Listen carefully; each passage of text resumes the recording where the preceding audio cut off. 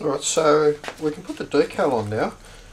Now if you order decals over the internet, you provide the artwork and whatever, they'll usually supply them to you pre-cut on a a largish piece of paper, so you need to trim them back before you put them on. So I try to trim as close as I can without getting too close to it, but alright, so we've trimmed it up now, so I need to put this in a place where we're not going to want to screw a string tree down. Anyone that does model airplanes and whatnot would be familiar with this micro set. It's you just brush it onto the neck where the decal is going to go, and it helps to stick the decal down properly. This is just lukewarm water. Just pop the decal into there for about 20 seconds. Just test that that'll move, which it will. And if we hold the corner of this down, we can just slide the backing paper out. And this is extremely fragile. You have to be very careful here. You get to a spot where you're happy. Just get a paper towel and give it a good press. Like that. And then if you gently hold one end, you can just brush it one direction, get the wrinkles out of it, and then the other direction.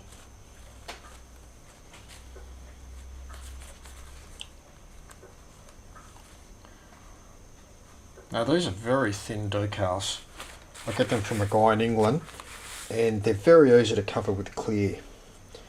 Some of the decals you can buy are rather thick, and it's always a struggle to lay down enough clear to be able to wet sand them and blend them in. But these ones are really good, really pleased with them. So that's it. That's lined up in line with the neck, which is the way I want it. So I'll give that the rest of the day to dry out, and then we can start clearing over that tomorrow. So there's 4 coats of lacquer over the neck now, and you can still see the edges of the decal. If you tilt it in the light, you can just catch it. So what I want to do now is just wet sand the top of the decal, just take it down and just blend it in with the rest of the headstock there, so the edges aren't visible anymore. Now you don't want to go too crazy and go down too far and actually sand into your decal. You just want to take it easy. If you think there's not enough lacquer on there, well, just sand it a bit and see where you're at, and then lay a couple more coats down. But I'm fairly confident I've got enough lacquer on there that I can sand that out now. Alright, so this is 1500 grit micro mesh. I'm just going to very gently sand the top of the decal. So I'll just show you halfway through the process there. You can see the area I've sanded is not shiny anymore. We want to feather these edges out to get rid of them, and then put some more clear on there.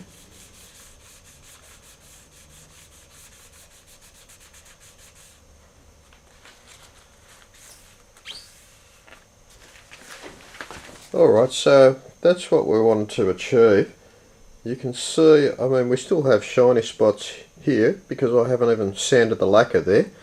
All we wanted to do was just blend this, the top of this decal. We wanted to bring it down level with the rest of the lacquer that I sprayed on the neck.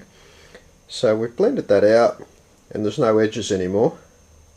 So I'll put a couple more coats of clear on this neck, and I'll leave it for a week, and then we'll be able to wet sand it and buff it out.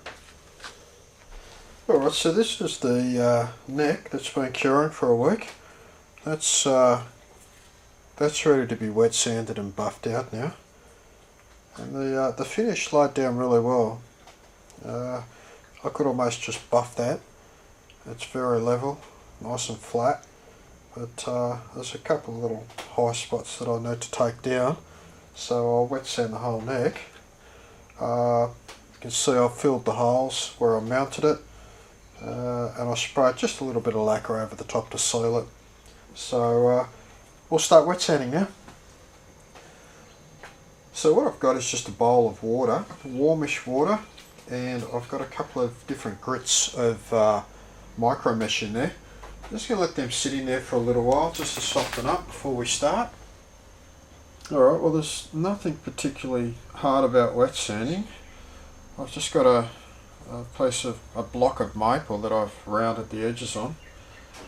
I've got a bit of 1500 micro mesh. Now I've got exposed holes here, so I don't want this sopping with water or else I'll be in trouble. And the idea is just to take everything back to a dull surface. We don't want any shiny spots. And you want a light that you can shine down, that you can lift the neck up and you can check. And you'll see those high spots, those low spots straight away. You'll see little shiny spots, and you know you need to keep sanding. Now you just want to go easy. You don't want to sand through at this point. You put too much effort into the neck to have to refinish it.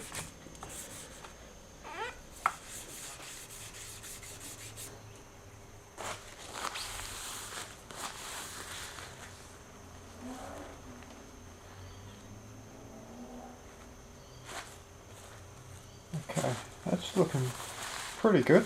Okay, so this shows a little better where we've hit and where we haven't hit. So you can see this is all sanded here. We've got a shiny spot there. We've got some shiny stuff around here, and we haven't even touched any of this stuff yet. So this dull area is sanded. That's what we want all over.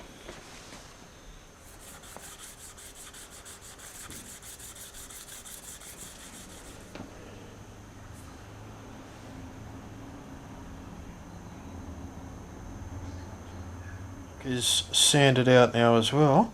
You can see it's all a even dull colour.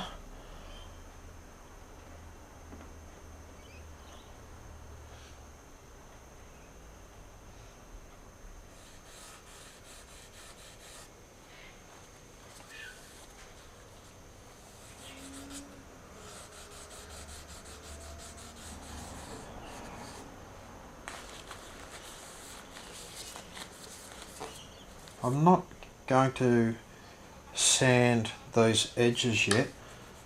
I'm going to get the rest of the neck done first.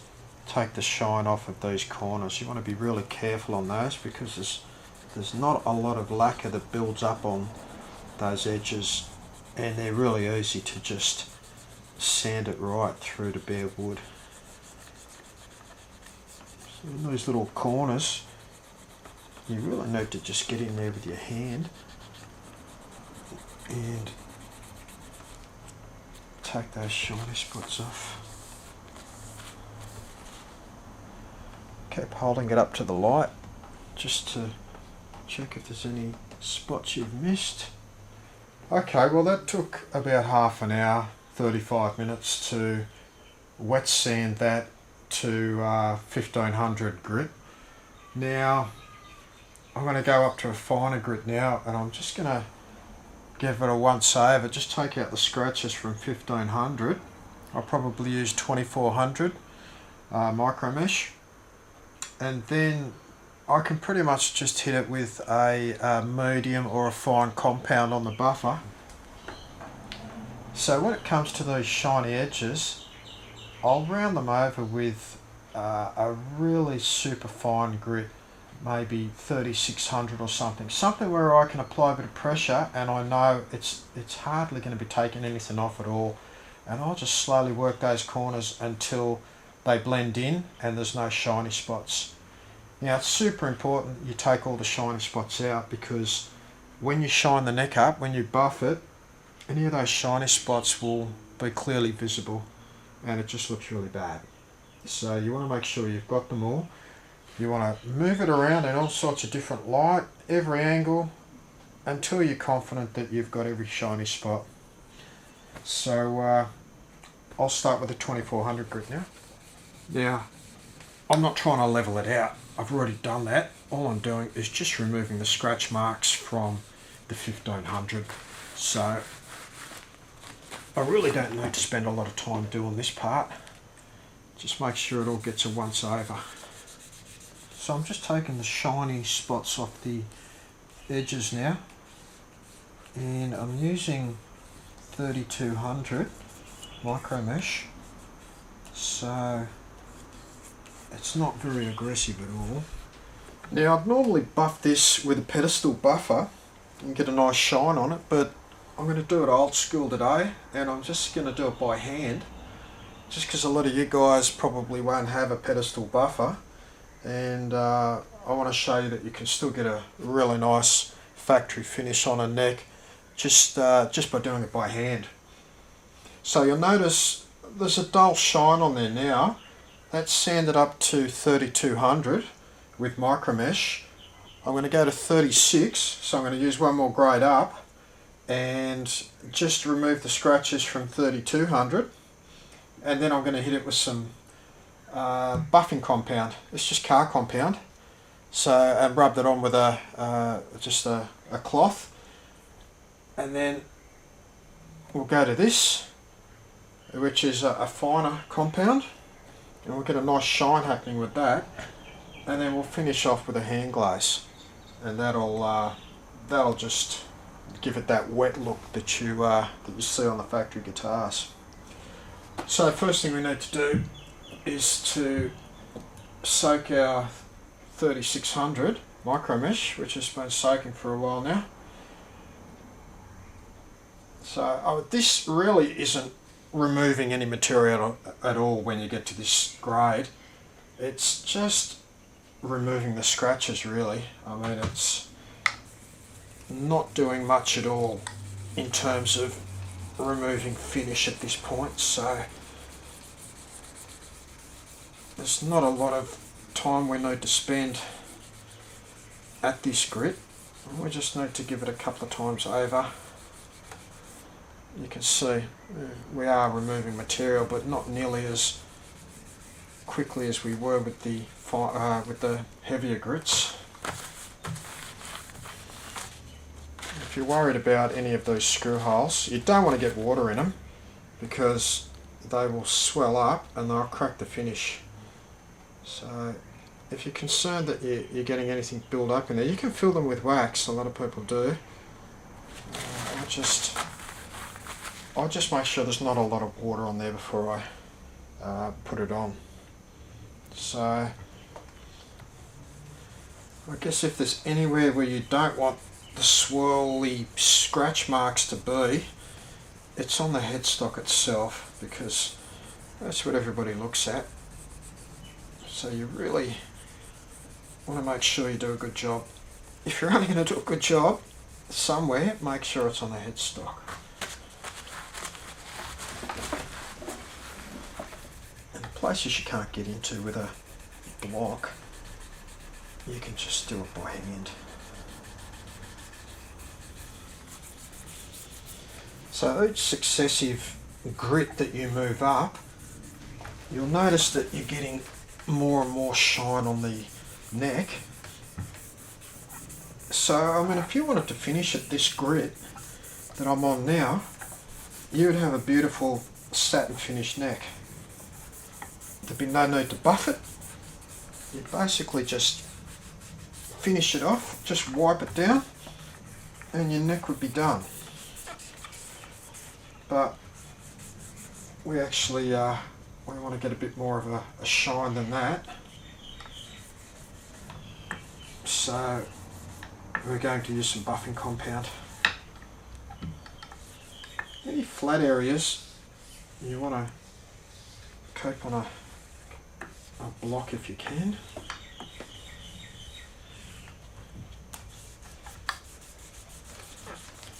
Now, I've been a lot more aggressive than I was with the coarser grits, because it would almost be impossible, I think, to rub through.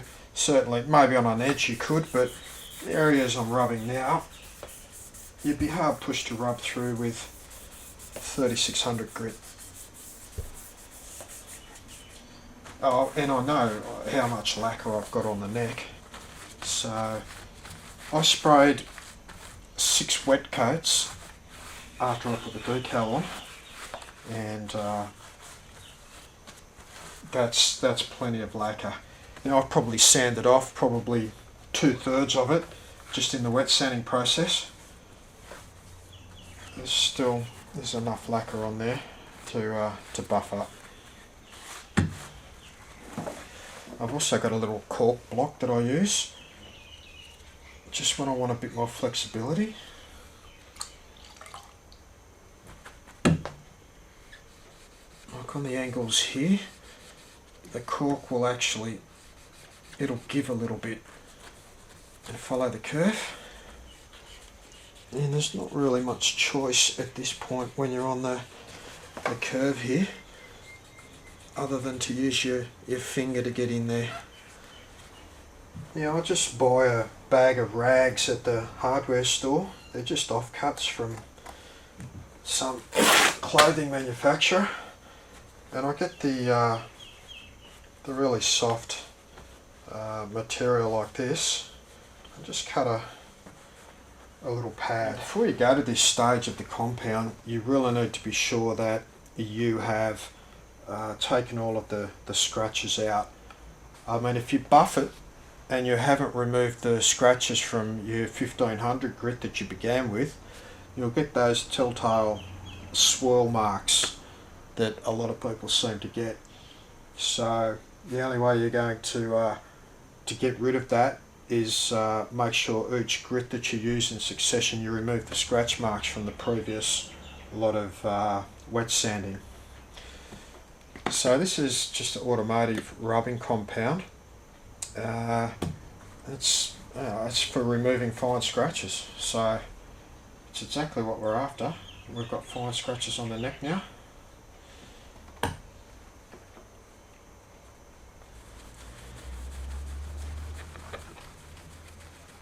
Now you're going to get a bit of compound in the screw holes and in the tuner holes. It's not a big deal. If you're worried about it, you can scrape it out later when it's dry.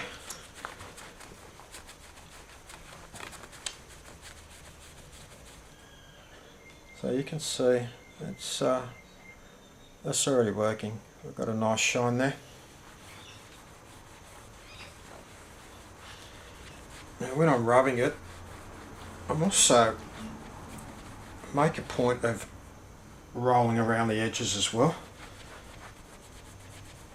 just so it catches the edges with the compound and shines those up for us at the same time. Now when it comes time to buff the body out, I use my pedestal buffer because that's hard work. But this, 20 minutes and we'll have this done. It'll take me 20 minutes to set the pedestal buffer up, and it'll take me another half hour to clean up after that. So I'm just lazy. This is easier for me. Here we are. So that's just with the coarse compound. I mean, you might be happy leaving it at that, but I'm going to go on to a couple more compounds after this. But just a couple of minutes of work and the proper preparation beforehand, and you can get a really nice shine. Now, seeing as I've already rolled the edges when I was buffing the front and back, I really don't need to concentrate on that. I'm just putting all the pressure in the middle here, and then I just switch to a cleaner part of the cloth with no compound and just rub it off. Okay, now the edges here are a little bit harder to work on. Obviously it's awkward to get it at an angle where you can really put a lot of pressure on there. So you just need to spend a little bit more time with the ends here. So there's no shortcuts really for getting a really nice finish and a really nice shine. You have to prepare everything properly. You can't cut any corners with your sanding, and you can't cut any corners when you're rubbing it out either. You just need to put the effort into it, and you know, you'll get the results. And as hard a work as it is, it's actually really rewarding. This is the point you've been working towards, making the whole neck, and certainly spraying it anyway, you know, and you've been taking your time and getting enough coats on there and making sure your prep's right, and now you get to finally buff it out and you get a beautiful shine with no scratches. I'll just work down about 6 inches at a time. Just get one section buffed out and move down and blend it into the next section. Okay, so that's the coarse compound all done. So I'm just going to wipe off any excess compound that's on the neck.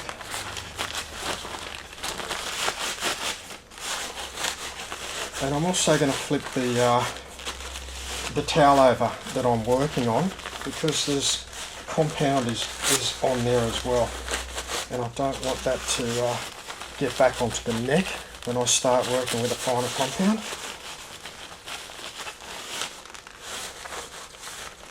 Right, so that's coming up really nice. It's nice and shiny,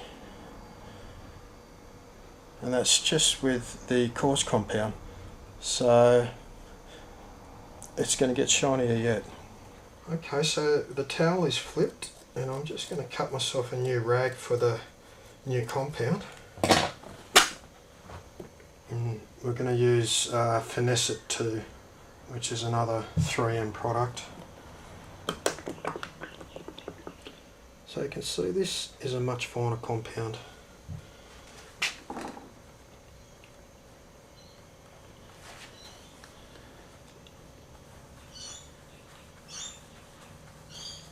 Just work it in, rub it around, roll around the edges as I go.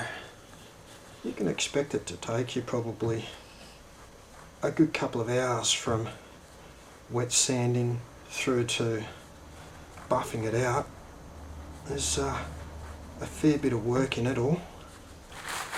Alright, so that's finished with the fine compound, and I'm just going to get that wipe down, just get all the residue off. Now hopefully you can see the shine on that. It's very shiny, it's come up very nice. So there's no swirl marks, there's no scratches on that. That's the finish you can get by doing it by hand. Okay, well that was hard work, so I'm having a beer. I think I deserve it after that. I'll put the hand glaze on next. That's really the final touch for the finish. We're not done yet though. I mean, after that we need to remove the tape. We need to clean up any residue that has got in under the tape, and there's definitely going to be some. So we'll get in with some really fine sandpaper, clean it all up.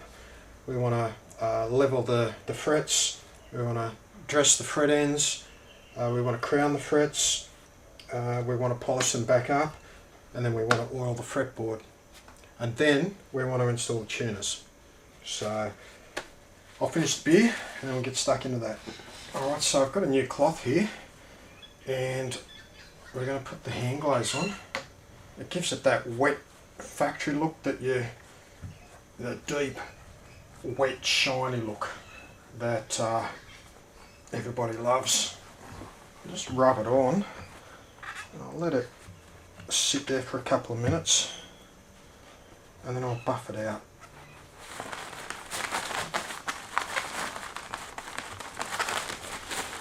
Okay, well in terms of wet sanding and buffing the neck, we're complete. We've got everything done. We've wet sanded it out through the different grits, and then we've hand bucked it as well through 3 different compounds, and it's done. It's done. It's a lot of hard work, but you know, it's come out really nice, so I'm pleased.